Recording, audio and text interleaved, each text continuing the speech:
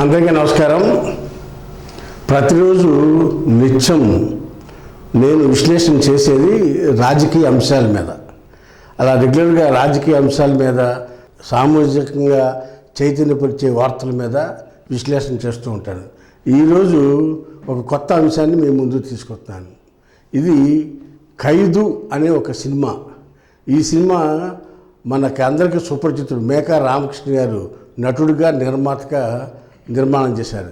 దాంట్లో ఆ సినిమాలో ఒక కొత్త నటుడిని ఇంట్రడ్యూస్ చేశారు. ఈయన మేడికొండ శివ.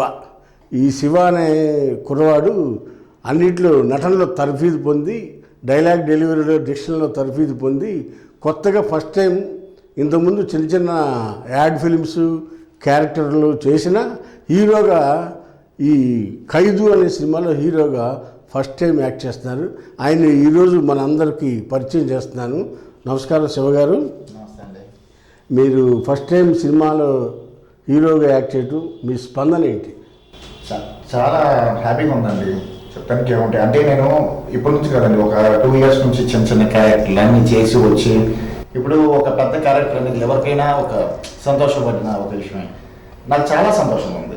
నాకు ప్రొడ్యూసర్ గారు, డైరెక్టర్ గారు ఈ ఛాన్స్ ఇచ్చినందుకు చాలా సంతోషపడుతున్నా. వాళ్ళకి నేను రుణపడి ఉంటాను ఎప్పటికైనా. ఫస్ట్ మూవీ అనేది ఎవరికైనా చాలా స్పెషల్ అండి. దీని తర్వాత ఏ మూవీ అయి చేయొచ్చు, ఎన్ని మూవీలైనా చేయొచ్చు, కానీ ఫస్ట్ టైం ఓ ప్రొడ్యూసర్ కానీ డైరెక్టర్ కానీ మనల్ని చూసి మన కేటగిరీ ఏంది, మనం ఏంటి, ఎంత స్టామినా ఉంది ఏందని చూసి వాళ్ళు నాకు ఈ ఛాన్స్ ఇస్తాం, చాలా సంతోషంగా ఉంది. అయితే ఇక్కడ ఈ సందర్భంగా ఒక విషయాన్ని మీరు చెప్పాలి. గతంలో సినిమా ఇండస్ట్రీలో ఎవరు ఏ రోజు ఎక్కడికి వెళ్తారు అనేది చెప్పలేం. అలాగే ఒకరోజు రవితేజ కో డైరెక్టర్గా రామ్ గోపాల్ వర్మ దగ్గర, కృష్ణవంశీ దగ్గర పనిచేసిన కో డైరెక్టర్ రవితేజ ఇవాళ తెలుగులో మంచి టాప్ స్టార్స్లో ఒక స్టార్గా వెలుగొందాడు. అదేవిధంగా సిద్ధు జొన్నలగడ్డ చిన్న చిన్న ఫ్రెండ్ క్యారెక్టర్లు చేస్తూ ఇవాళ 100 కోట్ల సినిమా రేంజ్కి ఎదిగాడంటే, ఏ రోజు నటనలో ఎవరైతే బాగా చేస్తారో, ఎవరైతే రాణిస్తారో వాళ్ళు ఎక్కడికైనా వెళ్తాక అవకాశాలు ఉన్నాయి. ఒకప్పుడు మెగాస్టార్ చిరంజీవి కూడా ఏ బ్యాక్గ్రౌండ్ లేకుండా వచ్చిన వ్యక్తి.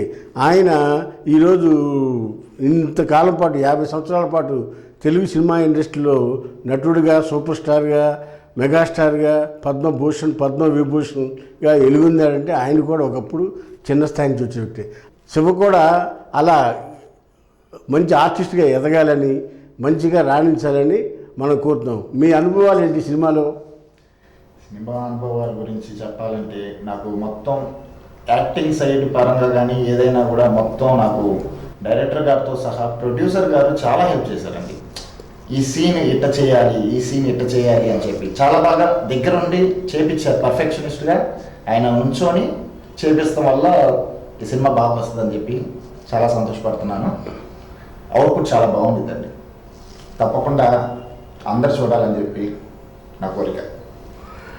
ఈ సినిమాలో మీ పేరు ఉన్నారా? ఉన్నారు సార్. హీరోయిన్తో యాక్ట్ చేసేటప్పుడు స్పందన ఏంటి?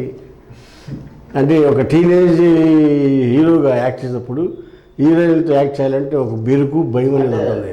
ఉండింది సార్, నిజంగా చెప్తాను. ఆ భయం అనేది ఉండింది. అది కాకుండా ఫస్ట్ టైం కాబట్టి నాకు పేరు ఇస్తాం ఫస్ట్ టైం కాబట్టి లైఫ్లో స్క్రీన్ ముందు చాలా ఫీర్ అయ్యాయి. మరి ఒక షాట్ నాకు ఎట్ట చెప్పాలంటే, అమ్మో ఎలా చేయాలని చెప్పి చాలా ఇదిగా ఉండింది. మరి మీ కో ఆర్టిస్టు కోఆపరేట్ బాగా చేసిందా? సార్ హీరోయిన్ వచ్చేసి కొంచెం 4 సినిమాలు చేశారు. సో తను నాకంటే ప్రొఫెషనల్, బెటర్గా. ఇప్పుడు ఈ ఖైదు అనే సినిమాని అలాగే ఆడియన్స్ ఎందుకు చూడాలి అంటే దాంట్లో మీ ప్రత్యేకత ఏంటి? సినిమా యొక్క ప్రత్యేకత ఏంటి? సార్ ఇది ఒక తండ్రికి కొడుకుకి ఉన్న ఒక బాండ్ అనుకోవచ్చు. మళ్ళీ ఇంకోటి ఏంటంటే, ఇప్పుడు సోషల్లో ఇది ఒక అవేర్నెస్ అని కూడా అనుకోవచ్చు అండి. ఎందుకంటే బయట జరిగే ఇష్యూస్ ఇవి, బయట చాలా జరిగే ఇష్యూస్ ఇవి. సో సోషల్ పరంగా చూడొచ్చు. ఒక తండ్రి కొడుకు ఇది బాగుండేది బాండ్, ఒక వైఫ్కి హస్బెండ్కి బాండ్ కూడా బాగుండేది మూవీ. ఫస్ట్ టైం ఇన్ని షేడ్స్ ఉన్న క్యారెక్టర్ రావటం చాలా లక్కీ అని చెప్పొచ్చు. ఆ విషయంలో నిర్మాత, డైరెక్టర్ని అభినందించాలి. కొత్త నటుడికి ఇన్న షేడ్స్ ఉన్న క్యారెక్టర్ ఇవ్వటం అభినందించదగ్గ విషయమే. ఇకపోతే ఇప్పుడు యాజ్ ఏ బీయింగ్ ఒక ఆర్టిస్ట్గా మీ కోరికలు ఏంటి, మీ యాంబిషన్ ఏంటి? నటనలో కంటిన్యూ అవుదామని ఉందా, లేకపోతే ఏంటి అక్కడ నీ ఆలోచన ఏంటి? Sir first time to be frank, first time ఇండస్ట్రీకి వచ్చినప్పుడు ఆ భయం అనేది ఎవరికైనా ఉండేది సార్. ఒక కెమెరాని చూడంగానే ఎలా చేయాలి, ఎట్ట చేయాలి, ఒక 100 మంది ఉండొచ్చు, 1000 మంది ఉండొచ్చు, పెద్ద సెట్లు అయితే 1000 మంది ఉండొచ్చు, వాళ్ళ మధ్యలో మనం ఏం చేస్తాము, కెమెరా మన కోసం ఒక క్లోజ్అప్ పెట్టారంటే ఎవరికైనా భయం ఉండేది సార్. స్టార్టింగ్లో నేను చాలా ఫియర్ అయ్యాను, ఆలోచించాను ఏంటి ఇండస్ట్రీ అంటే అబ్బా ఏం చేసేది, సరే మళ్ళీ మంత్లీ 2 days రావచ్చు, 3 days రావచ్చు షూటింగ్, దాని తర్వాత రావు, చాలా ఆలోచించాను సార్. కానీ ఒక సర్టెన్ పాయింట్ తర్వాత ఇంకా ఓకే మనల్ని చూస్తానికి ఉన్నారు అని చెప్పి తెలిసినప్పుడు కన్ఫామ్గా వాళ్ళ కోసం ఏదో చేయాలి. ఇంకా మన ఎట్టంటే మళ్ళీ నేను తమిళ్లో చేయాలని, నాకు ఫస్ట్ నుంచి కోరిక తమిళ్లో చేయాలని, తెలుగులో చేయాలని, ఈ రెండాటిలో నన్ను చాలామంది చూడాలని సార్. ఎందుకంటే చెన్నైలో చాలామంది ఫ్రెండ్స్ ఉన్నారు, ఇక్కడ హైదరాబాద్లో చాలామంది ఫ్రెండ్స్ అయ్యారు ఈ ఇండస్ట్రీ వల్ల. మా అమ్మ నాన్న, మా అక్కలు, టు బి ఫ్రాంక్ ఫ్యామిలీ మొత్తం సపోర్ట్ లేకపోతే ఇండస్ట్రీలో ఉంటే చాలా కష్టం సార్. ఒక సర్టెన్ ఏజ్ తర్వాత ఎలా ఉండేదంటే ఏం చేస్తున్నావు నువ్వు, ఏం చేస్తున్నావు అని చెప్పి అంటూనే ఉంటారు. కాకపోతే పుష్ చేస్తానికి మీకు ఎవరో ఒకరు ఉండాలి సార్. ఒకటి ఆస్తుండాలి, లేదా పుష్ చేస్తానికి మనుషులు అయినా, సపోర్ట్ ఇస్తానికి మనుషులు ఉండాలి సార్. సో దాని విషయంగా చెప్పాలంటే నేను చాలా లక్కీ సార్. సో కన్ఫామ్గా ఈ ఫీల్డ్లోనే కంటిన్యూ అవుదామని చెప్పి నా కోరిక. ఇంకా మంచి మంచి సినిమాలు చేయాలి, కొత్త కొత్త డైరెక్టర్లతో చేయాలని చెప్పి చాలా ఆశ సార్. ఇప్పుడు ఇటీవల మీరు తమిళ్ యాడ్ ఫిల్మ్ చూశాను నేను సార్. అది యాడ్ ఫిల్మ్స్ కూడా చేస్తున్నారా, లేకపోతే సినిమాలే చేయాలని ఏమన్నా అందులో ఏముంది సార్, రిస్ట్రిక్షన్స్ ఏమైనా ఉన్నాయా?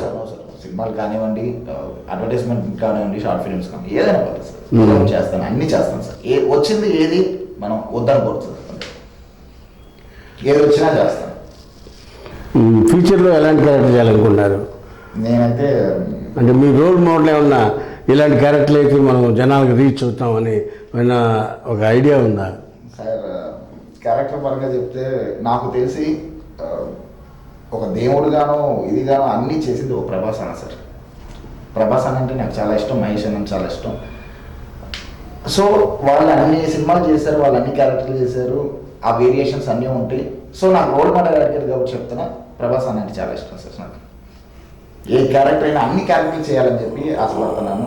ఒక కామెడీ కానీ, ఒక వెల్నెసం కానీ, ఒక రఫ్ క్యారెక్టర్ కానీ, ఏదైనా పర్లేదు.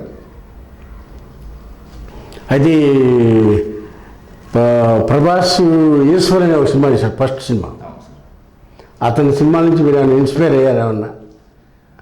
నాకు వర్షం సినిమా దగ్గర నుంచి చాలా ఇష్టం, ఈశ్వర్ సినిమా దగ్గర నుంచి చూసాను, కానీ వర్షం సినిమా దగ్గర నుంచి అన్నీ అంటే చాలా ఇష్టం. ఇన్స్పైర్ అవడానికి నేను ఆయన మూవీస్ చూసి ఇన్స్పైర్ అవ్వలేదు సార్, ఆయన క్యారెక్టర్ నాకు బాగా ఇష్టం సార్. సో నేను ఆయన ఫ్యాన్ అయింది ఆయన క్యారెక్టర్ వల్ల. ఎలా తెలుసు ఆయన క్యారెక్టర్ వల్ల? ఎంతమంది మాట్లాడుకుంటున్నారు సార్, ఆయన పేరుకు మాత్రమే కాదు సార్, రాజు అంటే నిజమైన రాజులాగా ఉంటారు sir. Okay okay, very good very good very good. అంటే రాజులు డబ్బుగల్లో అంటారే కానీ ఎంత డబ్బు ఉన్నా కూడా మిగతా వాళ్ళకి పెట్టే దాంట్లో ఉండదు సార్. అన్నం పెట్టే చంపేస్తారు సార్. మంచి మనసు ఉందంటాం సార్. Sure sir. భవిష్యత్తులో విలన్ పాత్రలు చేస్తారా? కన్ఫర్మ్గా సార్. ఎందుకంటే ఒక హీరోగా చేసేదానికంటే విలన్లో చేసేటప్పుడు ఇంకా వైలెన్స్ ఎక్కువ ఉంది సార్. Sure sir. అంటే విలన్గా చేస్తే నిన్ను స్క్రీన్ ప్రజెంట్ చేసుకునే అవకాశం ఎక్కువ ఉంటుందని ఏమన్నా ఆలోచన ఉందా? అలా కాదు సార్, విలనిజం చేసినప్పుడు ఒక వైలెన్స్ క్యారెక్టర్ వచ్చింది కదా సార్, మనలో ఆ వేరియేషన్ మొత్తం మారిపోయింది అసలు. ఒక కామ్గా ఉన్న దగ్గర నుంచి ఒక రకెట్ మారిపోయింది. సో విలన్ క్యారెక్టర్ అయినా పర్వాలేదు, ఏది వచ్చినా చేయాలి, హీరో అయినా విలన్ అయినా ఏది వదులుకోకూడదు సార్. ఇండస్ట్రీలో మనం ఏంటంటే కనపడతా ఉండాలి, మర్చిపోతారు. వెరీ గుడ్ వెరీ గుడ్, మంచి ఆలోచన. ఎందుకంటే చాలామంది ఇవాళ వచ్చే నవతరం యువకులు హీరో క్యారెక్టర్ అయితే చేస్తానని, లేదా మంచి క్యారెక్టర్లు రావాలని, క్యారెక్టర్ ద్వారా ఒకసారి ఎస్టాబ్లిష్ అయిపోయి లక్షల రూపాయల రెమ్యునరేషన్ తీసుకోవాలని ఆలోచన నేటి తరం యువకుల్లో కొద్దిగా భిన్నంగా మన శివ ఆలోచన చూస్తూ ఉంటే ఏ క్యారెక్టర్ అయినా చేస్తాను, ఏదైనా చేస్తాను, స్క్రీన్ మీద ఉండాలి అనే ఆలోచన అయితే ఏదైతే ఉందో ఇది చాలా అభినందించదగ్గ విషయం. ఎందుకంటే పలానా క్యారెక్టర్ చేస్తాను, పలానా సినిమా చేయాలంటే మన వెనకమాల మన పెట్టి డబ్బులు పెట్టి తీసేవాళ్ళన్నా ఉండాలి. లేదంటే ప్రతిరోజు నిత్యం స్క్రీన్లో ఉంటూ మంచిది ఒక్కొక్క ఆర్టిస్ట్లో ఒక్కొక్క రకమైన షేడ్ ఉంటుంది. ఆ షేడ్ పట్టుకున్న డైరెక్టర్ ఎవరికైనా దొరికితే ఆ రోజు ఆ ఆర్టిస్ట్ ఎలివేట్ అవుతానికి చాలా అవకాశాలు ఉంటాయి. ఎందుకంటే పున్నమరాగు సినిమాలో కానీ, పునాదిరాడు సినిమాలో కానీ ఆ రోజుల్లో చిరంజీవి చిన్న క్యారెక్టర్లే చేశాడు. అంటే మెయిన్ లీడ్ చేసిన విలన్ క్యారెక్టరే. అలాంటి చేసిన చిరంజీవి తర్వాత నిదానంగా హీరోగా మార్చుకున్నాడు. అదే మోహన్ బాబు సినిమాలోకి వచ్చిన రోజు విలన్ క్యారెక్టర్ చేసే వచ్చాడు, తర్వాత హీరోగా కన్వర్ట్ అయ్యాడు. అట్లా కృష్ణరాజు గారు కూడా అలాగే చేసిన వ్యక్తి. చాలామంది గతంలో విలన్ క్యారెక్టర్ చేసి హీరోలు అయిన వాళ్ళే ఇవాళ సినిమా ఇండస్ట్రీలో స్టార్డమ్గా ఉన్నారని చెప్పచ్చు. అందుకని శివ ఆలోచన కరెక్టు. ఎందుకంటే ఏ క్యారెక్టర్ వచ్చినా చేసి స్క్రీన్లో ఉంటే, తెర మీద కనపడుతూ ఉంటే, ఏ దర్శకుడి కంట్లో పడితే ఒక మంచి క్యారెక్టర్ సృష్టిస్తేనే, ఒక రైటర్ కంట్లో పడితే ఒక మంచి క్యారెక్టర్ వస్తేనే ఎస్టాబ్లిష్ అవుతాకి అవకాశాలు ఎక్కువ ఉన్నాయి. అలా అయినాళ్ళే ఈ సిద్ధు జొన్నలగడ్డ కానీ, ఇది మన రవితేజ కానీ, ఇవాళ వచ్చేవాళ్ళలో చాలామంది నాని కూడా కో డైరెక్టర్గా కెరీర్ స్టార్ట్ చేసి హీరో అయిన వ్యక్తి ఇవాళ నిర్మాతగా, హీరోగా చాలా సక్సెస్ఫుల్గా దూసుకెళ్తాడు. అట్లా అదేవిధంగా మన శివ కూడా అన్ని క్యారెక్టర్లు చేసి అందరి మన్ననలు పొంది ఓ సినిమా ఇండస్ట్రీలో మంచి డైరెక్టర్లు, మంచి నిర్మాతలు అవకాశాలు ఇవ్వాలని, శివని మంచిగా ప్రమోట్ చేయాలని, మనిషి చూడంగానే మనిషి 6 అడుగుల ఆజానుబాహుడు, మంచి అందగాడు, ఇలాంటి ఆర్టిస్ట్ని ప్రమోట్ చేసి ఇండస్ట్రీలో మంచి నటుడిని ఇండస్ట్రీకి పరిచయం చేస్తున్నారు మేకా ఆర్ట్స్ బ్యానర్ వారు. అది మేకా రామకృష్ణ గారికి అభినందించదగ్గ. ఎందుకంటే ఆయన సినిమా ద్వారా ఆయన ఆల్రెడీ నటుడు, చాలా సినిమాలు చేశాడు. ఋతురాగాలు సీరియల్లో ఫస్ట్ సీరియల్ ఋతురాగాల్లో హీరోగా యాక్ట్ చేసిన మేకా రామకృష్ణ గారు ఆయన నిర్మాతగా మారి నటుడుగా ఆయన ఒక పాత్ర చేస్తూ, లీడ్ రోల్ చేస్తూ ఆయన కొడుకు క్యారెక్టర్గా మన శివాన్ని ఎన్నుకోవడం అనేది ముందు నిర్మాతని అభినందించదగ్గ విషయం. అదేవిధంగా డైరెక్టర్ గారు ప్రకాష్ గారిని కూడా అభినందిస్తారు. ఎందుకంటే ప్రకాష్ గారు 3-4 సినిమాలు తీసిన కొత్త నటులను కూడా ఆయన ఎంకరేజ్ చేసి శివ లాంటి కొత్త ఆర్టిస్ట్కి, కొత్త నటుడికి అవకాశం ఇవ్వటం అనేది మామూలు విషయం కాదు. ఎందుకంటే కొన్ని లక్షల రూపాయలు పెట్టి, కోట్ల రూపాయలు పెట్టి తీసే సినిమాలో ఒక కొత్త నటుడిని పెట్టుకోవాలంటే చాలా భయం ఉంటుంది. ఎందుకంటే ఎలా చేస్తాడో ఏంటో అనే భయం ఉంది. అవన్నీ పక్కన పెట్టి శివని ఇంట్రడ్యూస్ చేసినందుకు మన తరపున, నా తరపున, శివ తరపున కూడా నేనే మేకా రామకృష్ణ గారిని, ఆ టీం డైరెక్టర్ గారిని అందరిని అభినందిస్తున్నాను. మేకా రామకృష్ణ గారు నా ప్రొడ్యూసర్కి, ప్రకాష్ పులిజాల మా డైరెక్టర్కి చాలా నేను థ్యాంక్స్ చెప్పుకుంటున్నాను. అలాగే నన్ను సపోర్ట్ చేసిన మా ఫ్యామిలీకి అందరికీ చాలా థ్యాంక్స్ చెప్పుకుంటూ 28వ తారీఖున మా మూవీ రిలీజ్ అవుతుంది, పేరు ఖైదు. తప్పకుండా అందరు చూడండి. అందరి విషెస్ నాకు కావాలండి. Thank you so much. Congratulation Shiva. మంచి ఫ్యూచర్ ఉండాలి, బ్రైట్గా. నువ్వు చెప్పింది పాయింట్ నాకు నచ్చింది. ఎందుకంటే ఏ క్యారెక్టర్ వచ్చినా చేస్తాను, దేన్నైనా యాక్సెప్ట్ చేసి పని చేసుకుంటా వెళ్తే ఏదో రోజు రీచ్ అవుతావు అనేది నీ సంకల్పం మంచిది. Best of luck. ఓకే అమ్మా, నమస్తే. హాయ్ ఫ్రెండ్స్, మా ఫ్యూచర్ టుడే ఛానల్ చూస్తున్నందుకు చాలా థ్యాంక్స్. మరిన్ని లేటెస్ట్ వీడియోస్ కోసం వెంటనే సబ్స్క్రైబ్ చేయండి. అలాగే ఈ బెల్ని కూడా రింగ్ చేసేయండి. మా లేటెస్ట్ వీడియోస్ నోటిఫికేషన్స్ అన్నీ మీ మొబైల్లో వస్తాయి. మా వీడియోస్ మీకు నచ్చితే లైక్ చేయండి, షేర్ చేయండి, నచ్చకపోతే కామెంట్ చేయండి.